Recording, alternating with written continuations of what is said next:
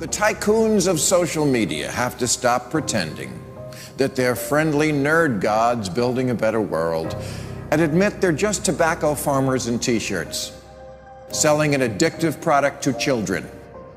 Because let's face it, checking your likes is the new smoking. Philip Morris just wanted your lungs. The App Store wants your soul.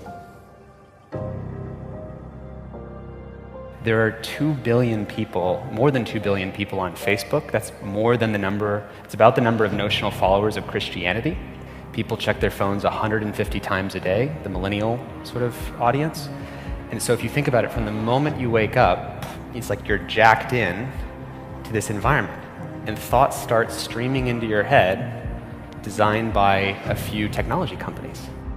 What we find is the typical person checks their phone every 15 minutes or less, and half of the time they check their phone, there's no alert, no notification. It's coming from inside their head telling them, gee, I haven't checked in Facebook in a while. I haven't checked on this Twitter feed for a while. I wonder if somebody commented on my Instagram post. That then generates cortisol, and it starts to make you anxious, and eventually your goal is to get rid of that anxiety, so you check in. And apparently we feel stressed when we can't get our phone or when our battery is about to die. You probably know this feeling. And a research done in Australia among 3,000 people under the age of 30 found that 9 out of every 10 admit to feel this anxiety while having his battery dying. Steve Jobs revolutionized the entire world with the iPhone, and he never let his children use it because he did not want them dependent on technology. Right now, an infant is getting their first laptop that's soft and squishy and makes noise. Right now, a child is being born online and being favorited and retweeted. The hypergenerational segregation of our time is bizarre, unhealthy, and historically unprecedented.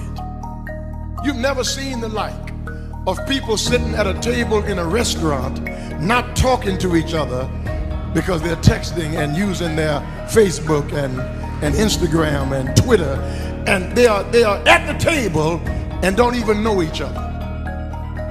In the house and can't even talk to each other. And the pressure that's on us to be like everybody else is so great that everybody tries to live like they're in a reality show. As a culture, we don't have enough in common anymore. And that's because the internet, which was supposed to unite the world, has become too adept at serving us personalized content. Do you know what I saw on Yahoo's front page this morning? No, you don't, because mine isn't the same as yours. People get news feeds now that just spit back customized stories based on what we've clicked on in the past. We are great consumers, but poor producers. We will buy what we can't afford with money that we don't have to impress people we don't even know, trying to be like everybody else. Get off of Facebook and put your face in a book. Right now, a teenager is photoshopping their selfie because as a society, we're telling them they're not good enough.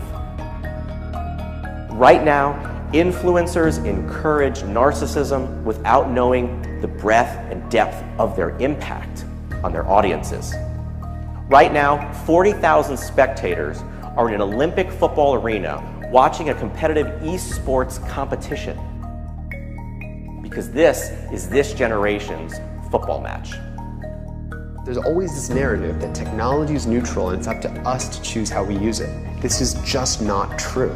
Technology is not neutral. It's not neutral. They want you to use it in particular ways and for long periods of time because that's how they make their money. You don't realize it, but you are being programmed. It was unintentional, but now you got to decide how much you're willing to give up, how much of your intellectual independence. If you feed the beast, that beast will destroy you. If you push back on it, we have a chance to control it and rein it in. And it is a point in time where people need to hard break from some of these tools and the things that you rely on. The short-term dopamine-driven feedback loops that we have created are destroying how society works. No civil discourse, no cooperation, misinformation, mistruth. And it's not an American problem. This is not about Russian ads. This is a global problem. I challenge everyone to try going 1 week without social media. Don't let your phone and social media control you.